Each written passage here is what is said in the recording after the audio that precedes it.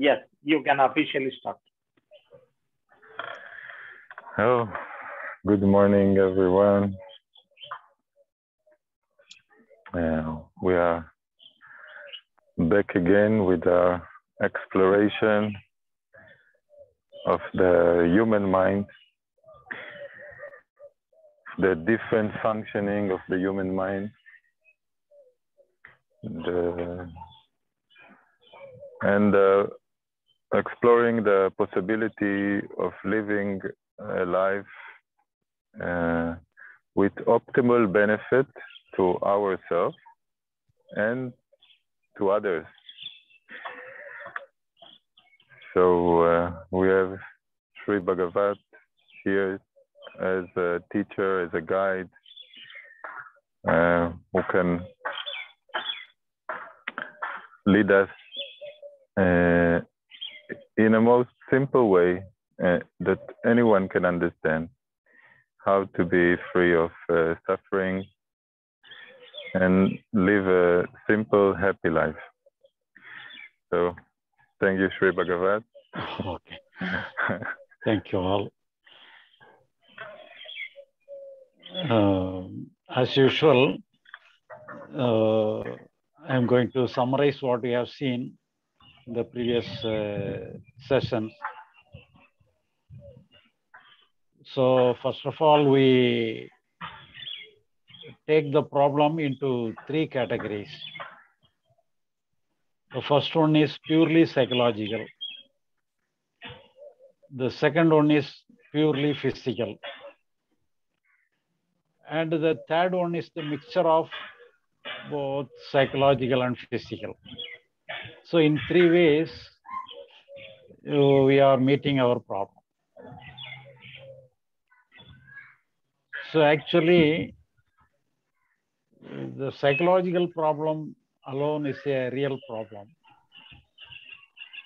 And related to the psychological problem, what is the solution for the psychological problem is that we have to understand for ourselves that we have no work with related to the psychological problem. So we have to take it as an illusion, or everything is the expression of God himself. So psychologically, we don't have any work except the one thing that we have to understand. So if you understand, the total psychological problem ends.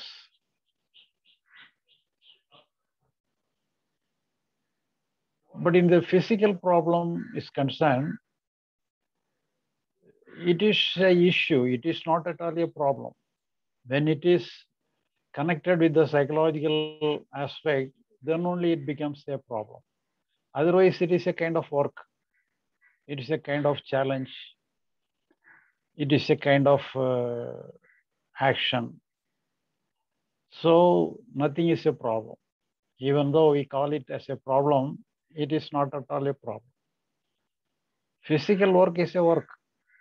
Everybody has to go through the work.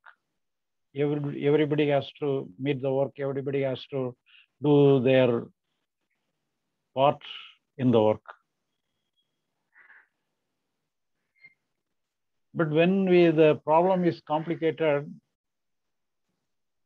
both psychological and physical, then we are put in a strange situation where what we have to do, what not to do. So in this way, we are struck with our problems. Otherwise, not at all there is a problem. So in this line, we have seen what is the conscious mind and what is the total mind.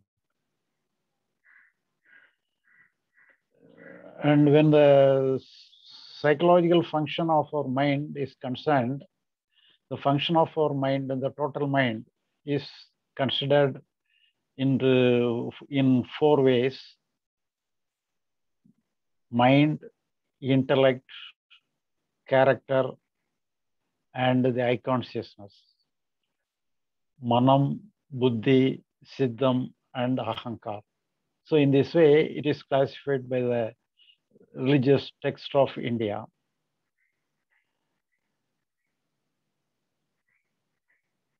And when we consider it as conscious mind and total mind, the conscious mind mostly refer the first part of the total mind, that is manam, that is mind. So it is always functioning. From the morning till night, even in sleep itself, it is functioning. So that is the first part of our mind, that is the conscious mind. So the nature of the role of the mind is to gather information and scrutinize the information and put it for the action of the total mind. But the conscious mind itself, when trying to take the role of their doership, it takes the responsibility of solving the problem. So that is the basic problem in our activities. So we are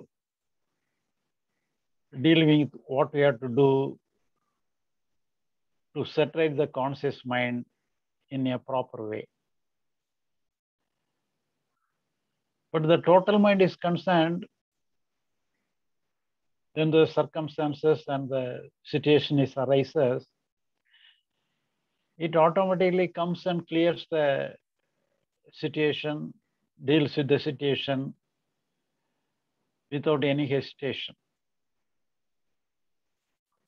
It done whatever it is possible, it is done, it is doing and gone away.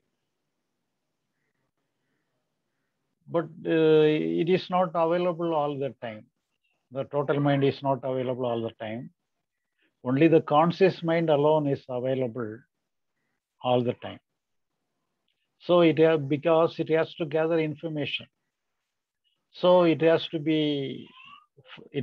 function like a watchman, and it has to be vigilant. And for that, we have already seen the receptive mode and the focus mode of the conscious mind. The receptive mode means we have to keep ourselves open so that everything has to enter within ourselves. So in this way, if the conscious mind functions in the receptive mode, it is very easy for it to gather information and scrutinize the information so that it can properly submit the details to the total mind, and the total mind can very easily operate in the situation. For that, we think it is necessary that the conscious mind has to keep itself in the receptive mode. And the focusing mode is that, so we are focusing our attention in the problem and we are going outside from our mind and meets the problem outside from our mind. For example, if somebody visited our house, we go out of the house and receive the visitor outside our house. That is the focusing mind. And when we receive the visitor to the reception hall and inquire within our house, it is just like the receptive mode.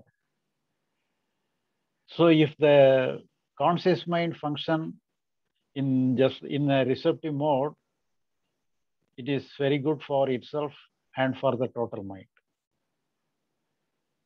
So to that extent, we have seen previously what is problem and what is the nature of our mind, conscious mind and total mind, and what is the nature of the receptive mode and the focusing mode. So this is the introduction today as a summary of previous session. And afterwards you can proceed further. Lanier, you can translate all those things. Thank you, Shri Bagavath. Okay. אז שרי בגavath דיבר על, הוא בעצם מסכם את מה שלמדנו בשיעורים הקודמים. אז הוא התחיל בזה שהוא תיאר את שלושה אתגרים שאנחנו עשויים לפגוש בחיים שלנו. אתגרים שקשורים לעולם הפנימי שלנו בלבד. למשל, עולה בתוכנו דיכאון שלא קשור לשום דבר חיצוני שקרה, פשוט איזשהו הרגשה של דיכאון מאוד עמוק, ואין שום סממן חיצוני, אין שום עניין גופני בזה, זה פשוט עולה. אז כאן ההנחיה היא מאוד ברורה, כאן וזה למעשה האסנס של התורה של שרי בגavath, של הלימוד שלו, שאנחנו פשוט צריכים לדעת שבעולם הפנימי אין לנו שום עבודה לעשות, אין לנו, וככל שאנחנו עושים יותר, זה כמו לשקוע בחולות עמוקים. זה הניסיון לסלק את הדיכאון, להיכנס לתוכו, לצאת מתוכו, כל ניסיון כלשהו לתקן, לשפר או לשפט את הדיכאון, התוצאה שלו תהיה קונפליקט פנימי והעמקה של הבעיה שבה אנחנו מצויים. אז במובן הזה, המסר הוא מאוד חד וברור. אנחנו צריכים להגיע למסקנה שבעולם הפנימי אין לנו עבודה לעשות, ולהניח לעולם הזה, לזרום כפי שהוא. אז זה לגבי האתגרים הפנימיים שעומדים בפנינו. אתגר שני שעשוי להופיע בפנינו זה אתגר חיצוני. אנחנו נתקלים באיזושהי בעיה חיצונית, אנחנו עומדים בפני בנייה של בית, יש כל מיני אתגרים, כל מיני דברים שקשורים לבנייה של הבית, וכאן גם אין שום בעיה, כי כל האתגרים הם חיצוניים, ובעולם החיצוני, בעולם העשייה, זה עולם שמזמין אותנו לפעולה. בכל בעיה שצצה, אנחנו צריכים לנקוט את הפעולה שמתאימה, אז אם אנחנו בונים בית, צריך לדבר עם הקבלן, צריך לוודא שהפועלים עושים את מה שהם צריכים לעשות, לוודא שיש לנו את האישורים הדרושים מהעירייה וכו'. ואתגר חיצוני שעומד בפנינו, שהוא פשוט מזמין פעולה ישירה שקשורה לבעיה. האתגר השלישי שיכול לעמוד בפנינו זה אתגר שמערב גם את העולם הפנימי וגם את העולם החיצוני.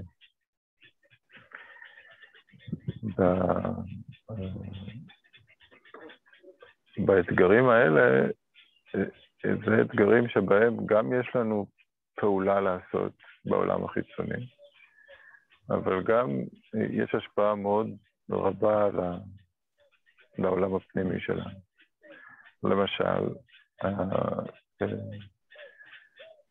הילד שלכם מתנהג בצורה שהיא לא,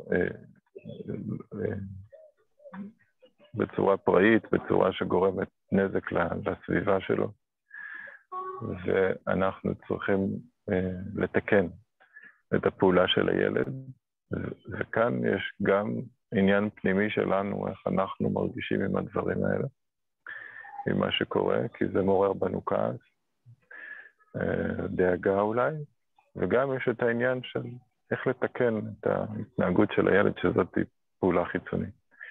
זו דוגמה לאיך אנחנו צריכים, לפעולה שהיא גם פנימית וגם חיצונית, היא מערבת את שני הנקודות, ואלה בדרך כלל האתגרים שהם קשים לנו, שאנחנו נתקלים בהם. והרבה פעמים גורמים לנו לקשיים ולסבל. אותם אתגרים שהם גם פנימיים וגם חיצוניים. מכאן שרי בגבת עבר לדון בעניין של העולם, של ה-total mind, המיינד הטוטלי, השלם, וה-conscious mind, שהוא רק חלק מהעולם הזה. אז בכתבים ההודים העתיקים הם מחלקים את ה-total mind ל4 חלקים. חלק אחד זה המיינד, זה החלק שחושב, מרגיש, חלק המודע. החלק השני, אפשר להגיד שזה תת המודע, זה האופי שלנו, הנטיות שהגענו איתן. החלק השלישי זה האינטלקט, היכולת שלנו להבחין ולהחליט מה זה מה. והחלק הרביעי זה תחושת האני. תחושת האני שיש לכולנו. אז כל 4 האלה ביחד הם מייצגים את ה-total mind, והמיינד המודע הוא רק רבע, 25% מהמיינד הטוטלי. כאשר אנחנו ניגשים לאיזושהי בעיה, שהיא בעיה חיצונית ופנימית כאחד, אז אנחנו מכניסים כאן עוד איזשהו קונספט. אז המיינד המודע שהתפקיד שלו הוא להיות זה שאוסף את הנתונים, מהבוקר עד הערב הוא פעיל, הוא חי, הוא תוסס, הוא מרגיש, הוא חושב, הוא בעצם אוסף את הנתונים מהסביבה, ומעביר אותם למיינד הטוטלי, על מנת שהמיינד הטוטלי יפעל. הטעות של רובנו היא שאנחנו, המיינד המודע שאנחנו חושבים שהוא מי שאנחנו, אנחנו לוקחים נותנים לו את כל האחריות, גם לאסוף את כל הנתונים וגם לפעול. והדבר הזה יוצר מתח וסבל עמוק בתוכנו, כי אנחנו רואים שזה לא התפקיד של המיינד, הפעולה. התפקיד שלו הוא לאסוף את הדברים. ולגבי המיינד המודע, יש לו 2 דרכים שבהם הוא יכול לפעול. הוא יכול לפעול במצב שהוא מה ששרי בגבת קרא receptive mode, המצב המקבל, הנוכח, המודע, שנמצא כאן ועכשיו ורואה את הדברים, או ב-focused mode, במצב הממוקד שלו, מצב שבו הוא מנסה לפגוש את הבעיה ולפתור אותה. ושרי בגבת נתן דוגמה שממחישה את זה, אז הוא אמר, נגיד שאתה, מישהו בא לבקר אותך, ואם אתה יוצא מהבית ופוגש אותו מחוץ לבית, זה כמו ה-focused mode, זה הניסיון הישיר לפגוש את הבעיה ולפתור אותה,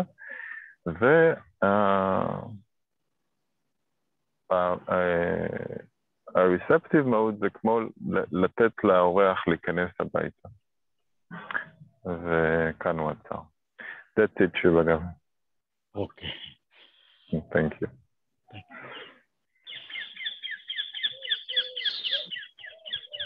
So here, the problem is the receptive mind gives what is necessary to the conscious mind. It gives information, it receives information, and the conscious mind can very well classify the information, and it can very well submit to the total mind for consideration and action. So when the conscious mind itself sometimes or most of the times taking some responsibility for itself to solve the problem. So it thinks everything is within itself. It can deal with the situation successfully. If it thinks like that, so it struggles with the problem. So that is the thing happening most of the time. So why it is happening like this?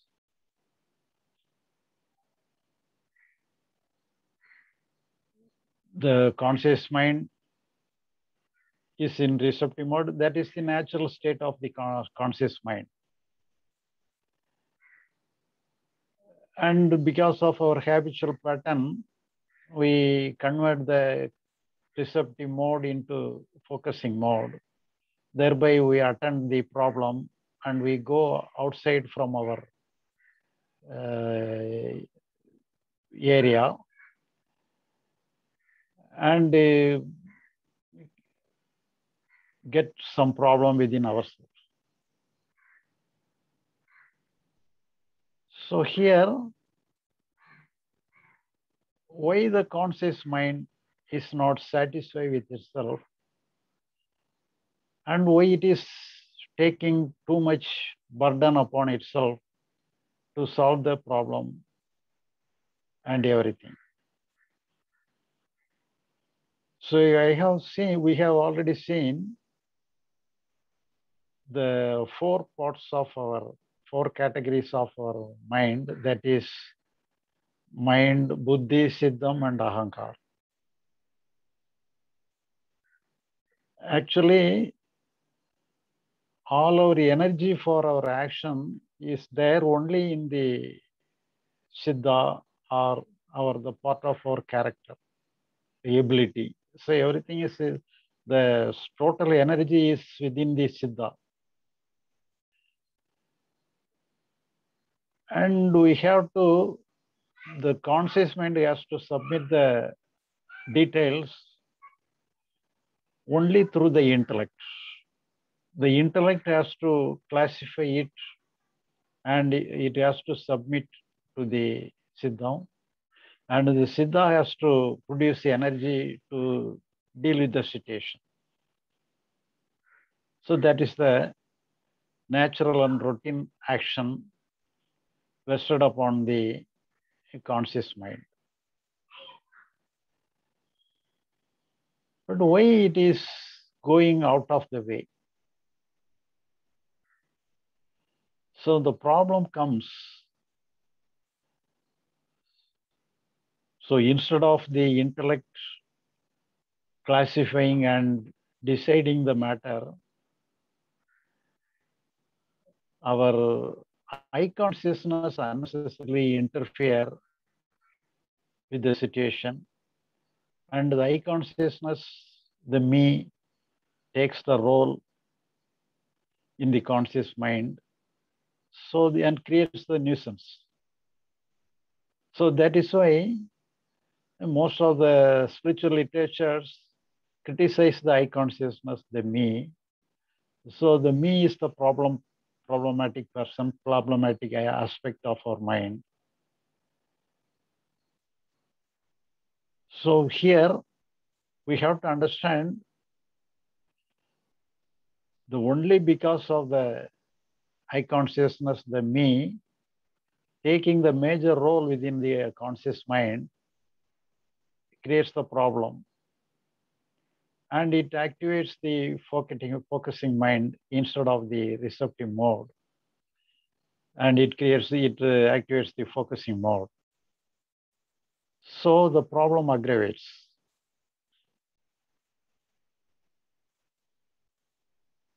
Even though when the total mind is functioning, even though the I consciousness is also part of the total mind, there is no problem. But before that, if the I consciousness enters into the conscious mind, it creates the problem.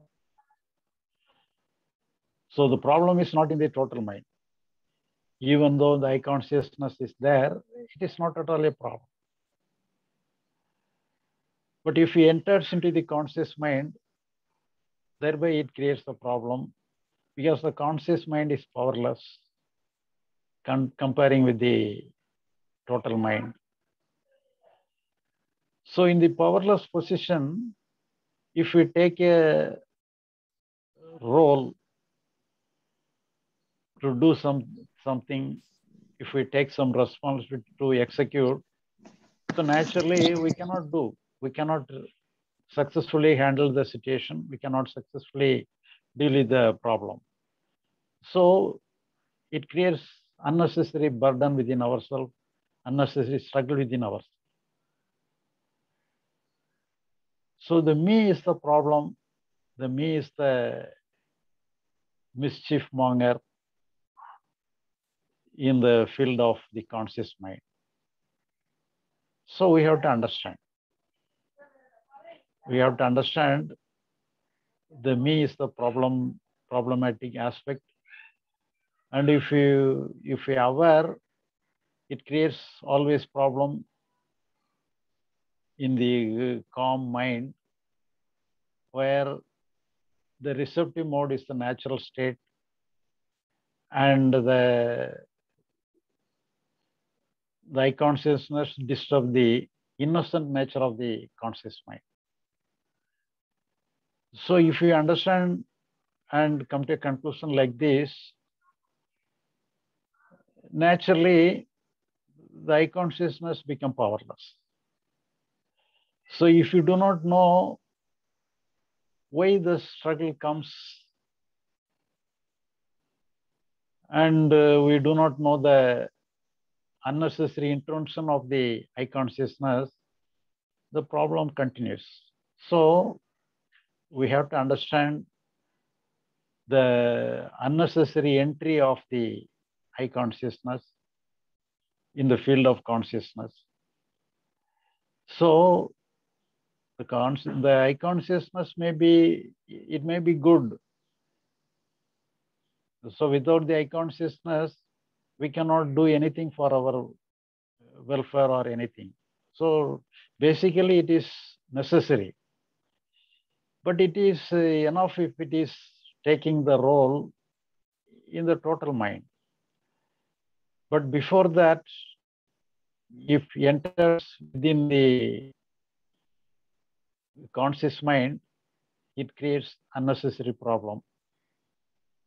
So with conscious mind is concerned, we have to understand the I consciousness, the me is the real problem for ourselves. So all these things are related when our problem is a mixture of both psychological and physical. So if we are able to understand the total problem as a psychological one, we need not worry about anything. We can give total freedom to everything, each and everything.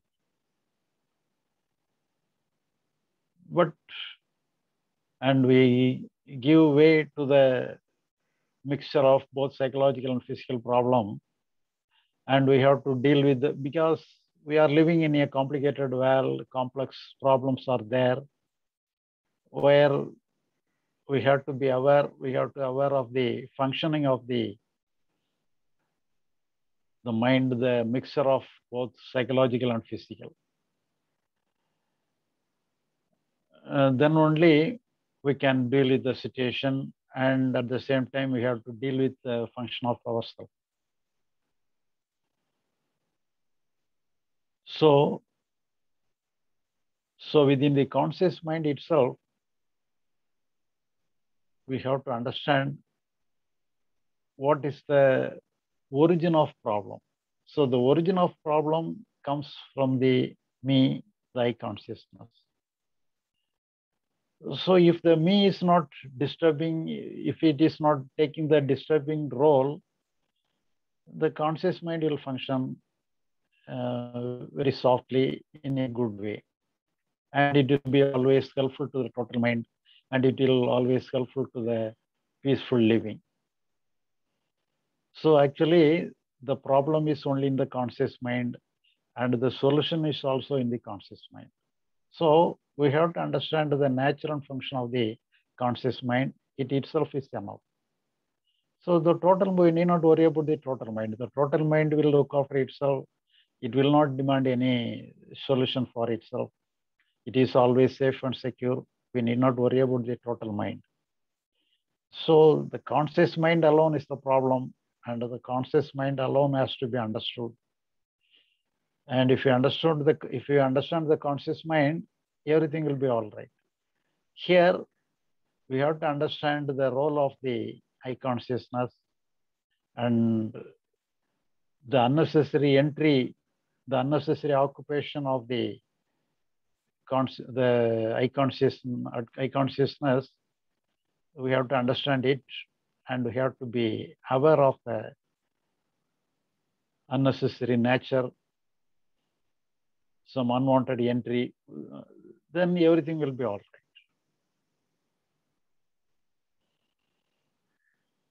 right. Lanier, you can summarize. Okay.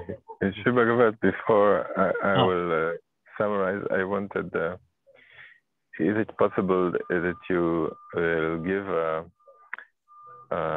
examples from everyday life for what is happening when you are, when the I is entering, the me is entering the scene and is making all the problems, and how it could be that the mind, the me can step aside and let things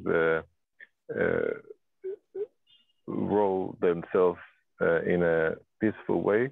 Could you give an example for what you said to clarify this process? No, each and every moment, the me is entering along with the function of the conscious mind.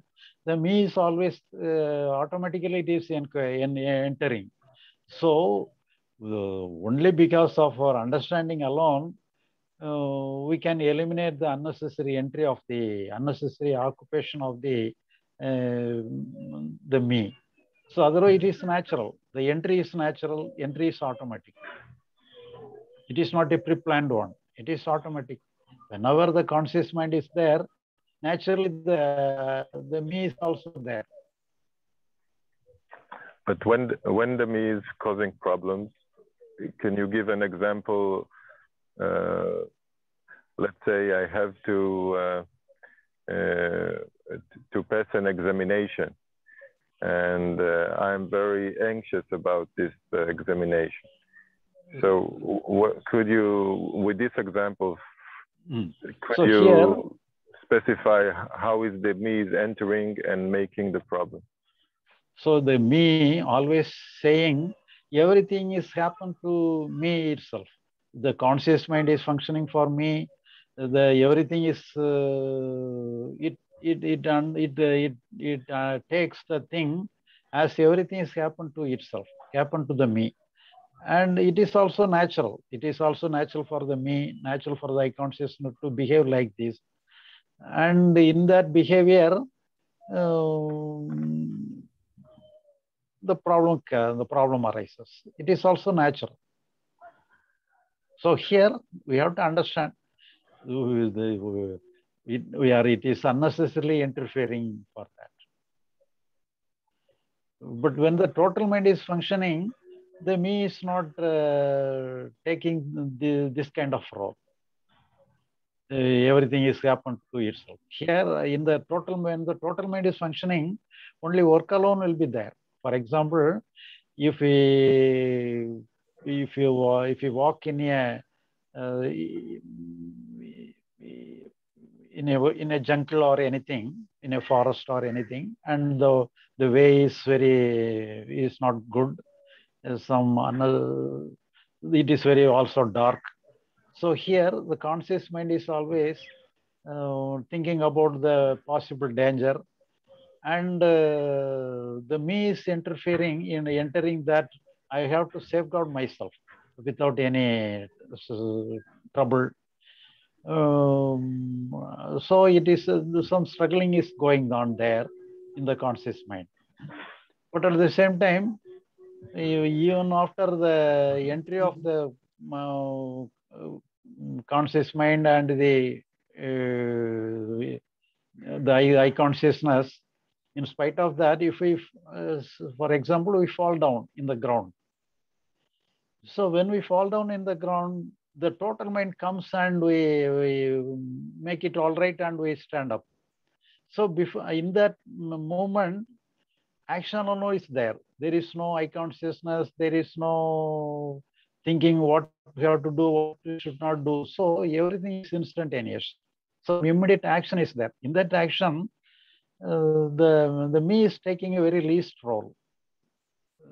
There is no prominent role. So only in the conscious mind alone, the me is taking the prominent role, that everything has happened to the me and it has to safeguard everything through the conscious mind. So the me is always taking some role.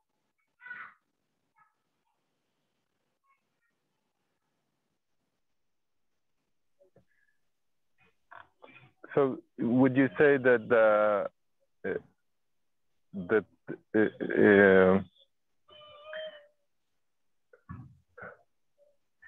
the activity of the me and the activity of the I is like taking the situation and always referring it back to a very limited sense of me. It's like interpreting a story, telling the story. Let's say I failed the examination, and then I will say to myself, I'm a failure. I always make things worse for myself. I'm no good, and all that. Would you say this is the ego? This is the problem? So here it always demands for the good. It always demands for the best. Even though failure may be there, but at the same, in spite of that, it wants success. So it always wants successful. So then the successful, it always becomes the good alone. It always demands for the good alone. It will never demand for failure. So it will demand some good success and goodness. So it is a demand. So the me is always demanding good for the good and safety for itself.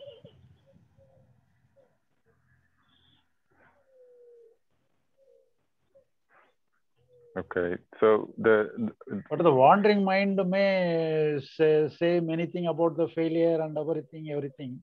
But at the same time, behind that, the demand for the right thing is there. The demand for the good is there. Mm-hmm. Okay, I will try to convey your what you said. Thank you. Okay. אז בעצם שבגבת מתאר פה את המצב הטבעי של ההכרה, המצב הנורמלי, התפקוד הבריא של ההכרה, הוא של המיינד המודע שלנו, הוא שהמיינד המודע פועל, כמו כמו שאמרנו קודם, בתור איזשהו מרכז מידע, מרכז לאיסוף מידע, והוא מעביר את המידע הזה לאינטלקט, והאינטלקט מעביר את זה הלאה לתת מודע, שבעצם משם מה שבגבעת קורא צ'יטה, בשפה של הכתבים ההודיים העתיקים, והצ'יטה אמור לייצר את האנרגיה ולפעול. אז זה הדרך הרגילה, הבריאה, שאמור היה להיות, שהמיינד המודע הוא אוסף את החומרים, אוסף את הנתונים, האינטלקט בוחן אותם, ומחליט מה זה מה, והאחריות עוברת לתת המודע, שהתת המודע הוא בעצם, יש לו את כל האנרגיה לייצר פעולה נכונה. מה שקורה אצל רובנו זה שאנחנו, במקום התהליך הזה, מי שנכנס לתמונה בעולם הפנימי זה תחושת האני. זו אותה תחושה שהדברים קורים לי ואני במרכז העניינים.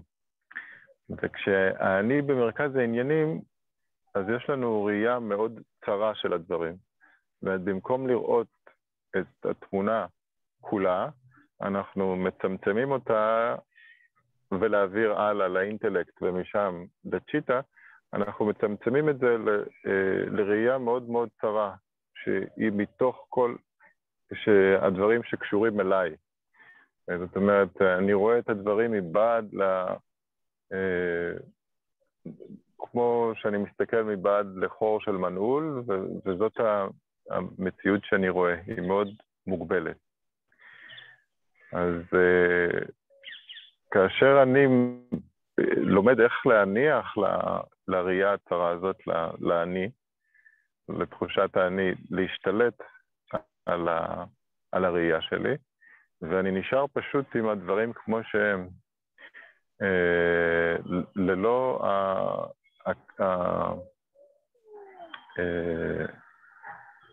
ללא הפעולה הכפייתית של לייחס כל דבר לעצמי, ואיך זה קשור אליי ואיך זה משפיע עליי, אז אני נמצא במה ששרי בגבת מכנה ה-receptive mode. זה בעצם המצב שבו אני פתוח וקולט את הדברים כפי שהם, ולא דרך העיניים של האני. בוא ניקח דוגמה קטנה, אני יושב מול העץ ואני מסתכל על העץ, ואם אני במצב הפתוח, אני פשוט קולט את העץ כפי שהוא, את הרוח שעוברת, ואיך העלים זזים, והעץ, והצורה של העץ, והמרקם שלו, אולי יש לו ריח, וזה מה שנקרא receptive mode. אבל כשאני נכנס לתמונה, אז אני מתחיל להגיד, אני אוהב את העץ הזה, אני לא אוהב את העץ הזה, העץ הזה מפריע לי, למה בכלל שתלו אותו כאן, או שזה לוקח אותי לכל מיני זיכרונות על מה קרה לי כשהייתי מתחת לעץ, שחייתי מתחת לעץ, וכל מיני דברים כאלה. אז במקום להיות ב-receptive mode של פשוט להיות עם העץ כמו שהוא, אני מסתכל על העץ דרך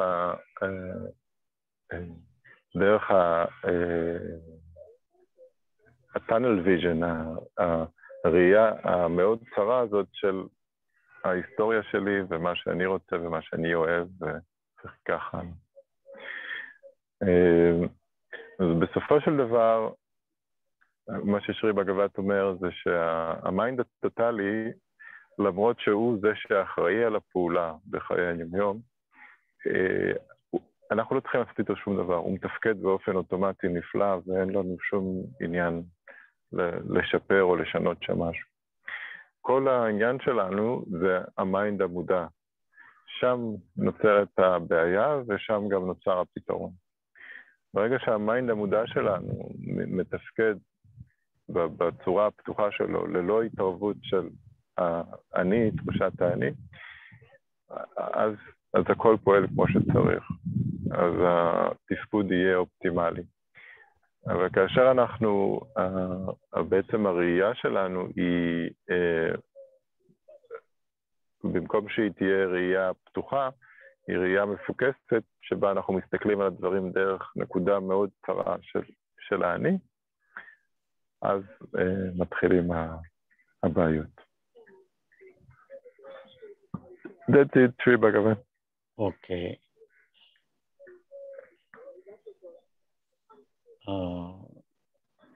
Now we can discuss it's related what is the intervention of the I consciousness, what is the receptive mode and focus mode. If any doubt or any clarification related to these ideas,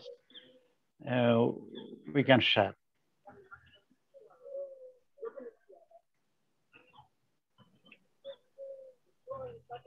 יש לי שאלה. אוקיי.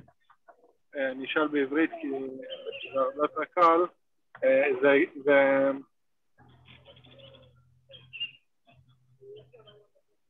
יכול להיות הרי מצב שכל הזמן אנחנו בראייה הצרה הזו, ואז אנחנו רואים, אנחנו עוברים ל-receptive mode, ואז אנחנו שוב חוזרים לראייה הצרה הזאת.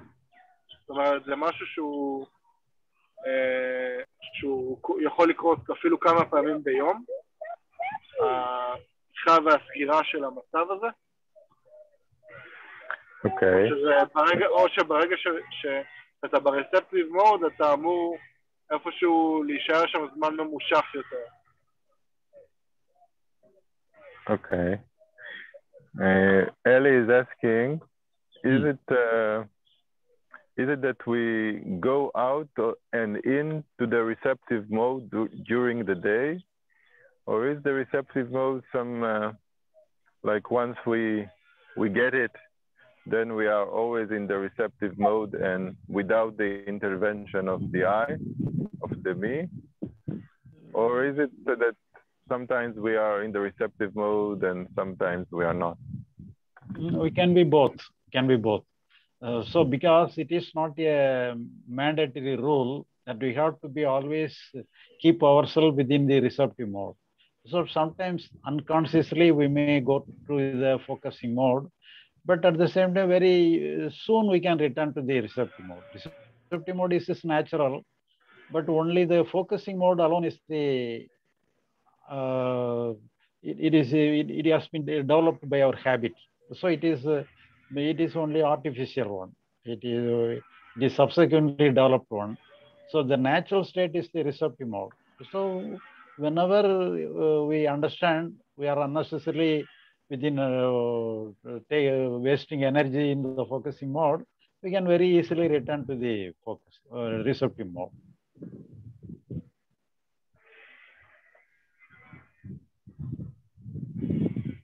Thank you. I will just translate what you said. Okay. אז שרי בגבת אמר שזה כן יכול לקרות שמדי פעם אנחנו נמצא את עצמנו במצב של ה-focused mode, כי אם אנחנו לוקחים על עצמנו את החובה להיות ב-receptive mode, אז זה עוד פעם להכניס את אני ולתת לו תפקיד שעכשיו אנחנו צריכים להיות כל הזמן ב-receptive mode, ואז עוד פעם נכנס קונפליקט. ולכן שרי בגבת תמיד בלימוד שלו מדגיש את ההבנה. אנחנו צריכים להבין את הדברים, וההבנה היא זאת שעושה את העבודה. לא התרגול, אלא ההבנה שככה דברים עובדים, וכאשר יש את ההבנה, כאשר האינטלקט מבין, אז ה-receptive mode הופך להיות משהו שהוא טבעי לנו, ולא משהו שאנחנו מתרגלים. אבל בהחלט יכול להיות מעבר בין אחד לשני. בכל מקרה, הסבל מזכיר לנו. אנחנו מיד סובלים וזה מהיר אותם. That's it. Okay. Any other clarification?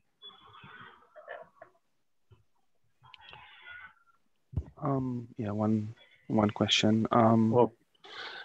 So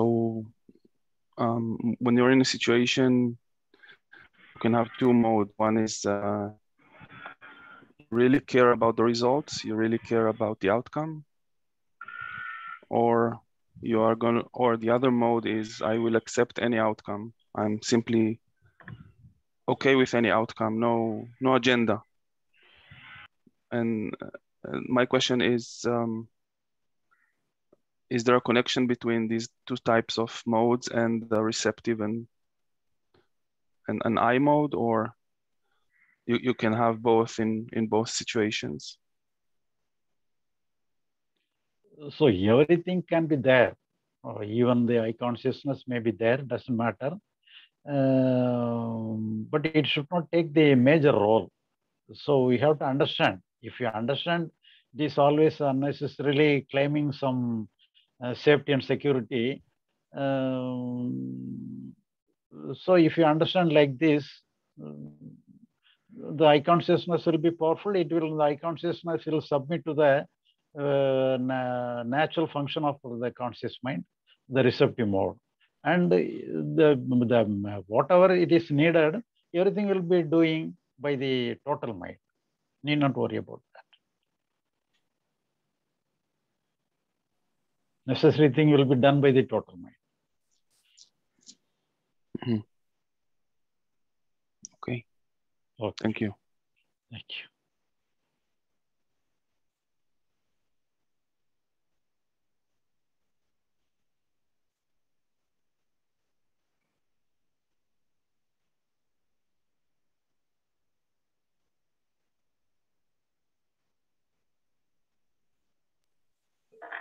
Sri Bagavath?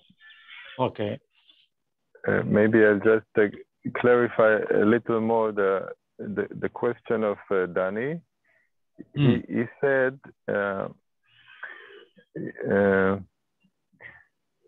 you know, in the Bhagavad Gita, when Krishna speaks about karma yoga, then it says you have the right to act and you need to act, but you don't have right for the fruits of the action. So we can connect. So this is what this is the connection to the focused mode and the receptive mode. So here, so this will happen only in when the total mind is functioning like this. But at the same time, the conscious mind has to understand the things, and it has to keep itself without any motive. The I consciousness is the motive of it is the creator of the motive. So if you understand the nature of the I consciousness and the I consciousness take the less minimum role, and everything will be all right. So the karma yoga will be there. So doing the action alone and not giving much importance to the result. But at the same time, the result is natural. When we do the correct thing, correct result will be there. We need not worry about the result. Worrying about the result will disturb our action. So that is the karma yoga means doing the action in a perfect way. So perfect way means should not agitate about the result. If you agitate about the result, we cannot do our action perfectly. So agitation will be there. So just to clarify, you mean that karma yoga, if we use your terms, is functioning with the receptive mode of the mind? So need not be there, but here We may be in the receptive mode, focusing mode, doesn't matter. But here, the problem is there only in the conscious mind. So the main role is that the conscious mind has to submit. It has to understand the secondary nature of itself, because everything will be done by the total mind. The conscious mind is only the messenger. The messenger has to understand he is only messenger, he is only a watchman. So that is the main thing. So we need not, because always the receptive mode and focusing mode is related to the watchman alone. It has nothing to do with the total mind. So you need not much worry about that. But at the same time, why the conscious mind is unnecessarily creating trouble for itself, that we are analyzing. For that, if you are in the receptive mode, the problem will be very less painful, or less, the strength of the problem will be very less. Okay, so you say the primary aspect is understanding the secondary nature of the body. That is the main thing. It's and the other aspect, which is of lesser importance, is when we act, then we have to see if we are in the receptive mode or in the focused mode. And we see that when we are in the focused mode, then trouble comes, and when we are in the receptive mode, things go rather smoothly, and in a healthy way. Okay. Okay, then I will translate. Okay. Okay. אז אני ניסיתי להשיג איזושהי הבהרה משרי בגבת לגבי מה שדני שאל על פעולה בעולם. באחד מהכתבים העתיקים של היוגה, בגבת גיטה, קרישנה מדבר עם התלמיד שלו, ארג'ונה, והוא דוחק בו לפעול בעולם ולא לפרוש מהעולם, אבל הוא אומר לו, תשמע, אתה צריך לפעול בצורה... אתה חייב לפעול, ואין כאן שאלה בכלל, אבל תפעל מבלי להיות קשור לפירות של הפעולה שלך. שזה פחות או יותר מה שדני כיוון אליו, שבה אתה פועל, ובעצם לא פתוח לכל תוצאה אפשרית של הפעולות שלך. אתה לא קשור שזה יפעל בצורה מסוימת.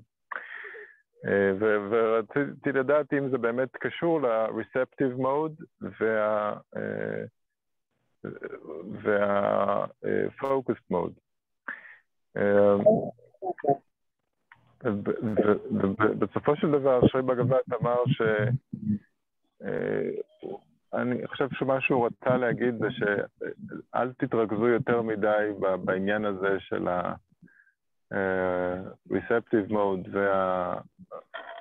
וה-focused mode, יותר תקדישו את העניין להבנה שהמיינד המודע צריך לדעת את המקום שלו, והוא צריך להבין שהתפקיד שלו הוא כמו של שומר, הוא קורא לזה watchman. הוא פשוט צופה ואוסף נתונים, שלא ייקח עליו את התפקיד ואת האחריות לפעולות.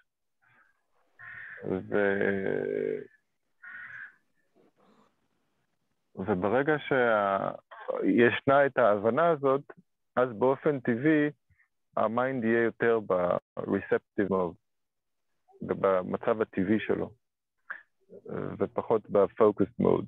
אז נראה לי שלשם שרי בגבת כיוון אותנו, שנשים את הדגש על ההבנה שהמיינד המודע צריך להבין את המקום שלו. הוא פשוט סוג של אוגר נתונים, סוג של מצלמה, מצלמה חכמה שיודעת לאסוף את כל הנתונים, להעביר אותם לאינטלקט ומשם הלאה לפעולה דרך התת מודע. That's it, Bagavath. Okay. The secondary nature of our conscious mind is disturbed only by the I consciousness, only by the me, because it always taking the role of doing something, demand something. So thereby, when the conscious mind adopts the demand of the I consciousness, the conscious mind also take the major role. So that is the problem. So we have to understand the secondary nature of ourselves, and there ends all the problem.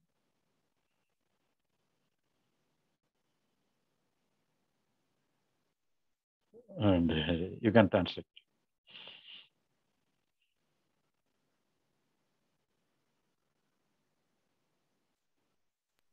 I just want to see if I get it right, Sri Bagavath.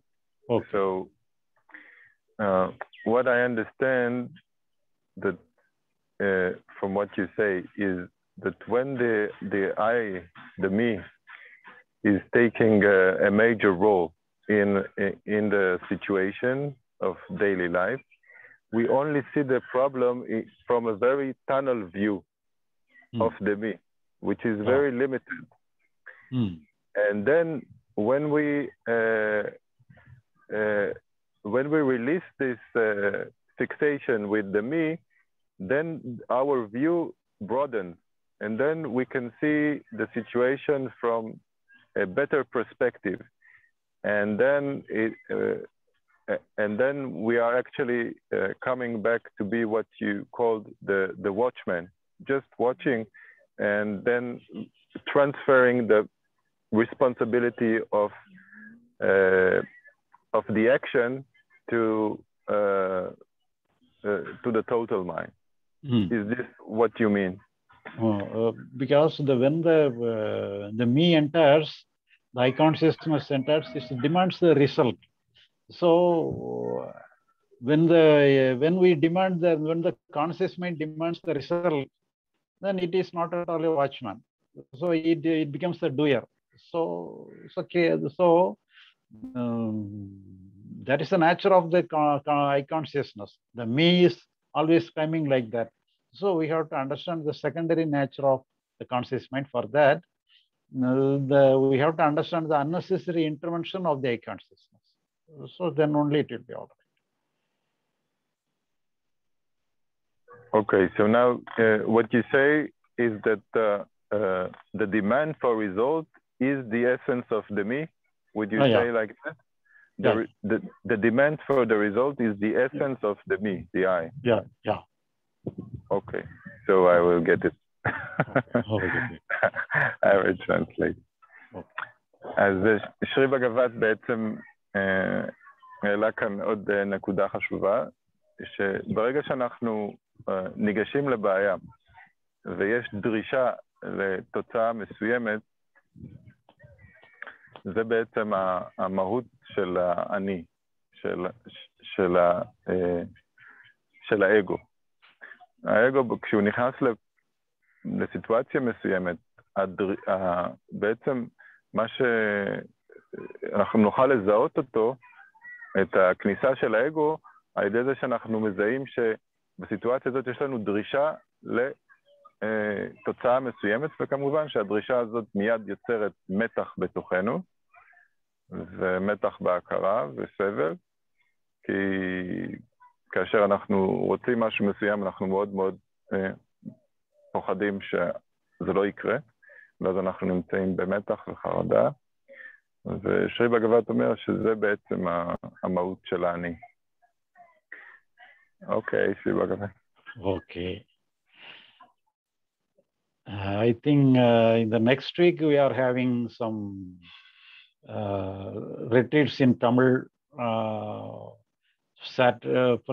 It may continue. It may also continue from. It starts from Friday, Saturday, Sunday, and it may also continue Monday also. So possibilities there. So we can take a leave for the next week, and after that next week we can. The other week we can proceed. We can take a leave for the next week. Okay. Okay. אז שרי בגבת אמר שכנראה שבוע הבא יש לו איזה ריטריט שהוא עושה בהודו, אז לא יהיה לנו מפגש בשבוע הבא, וכנראה שנחדש את זה עוד שבועיים. So goodbye to all. Thank you very much. Thank you very much. Thank you, Sri Bagavath. Thank you. Thank you. Thank you. I'll stop recording.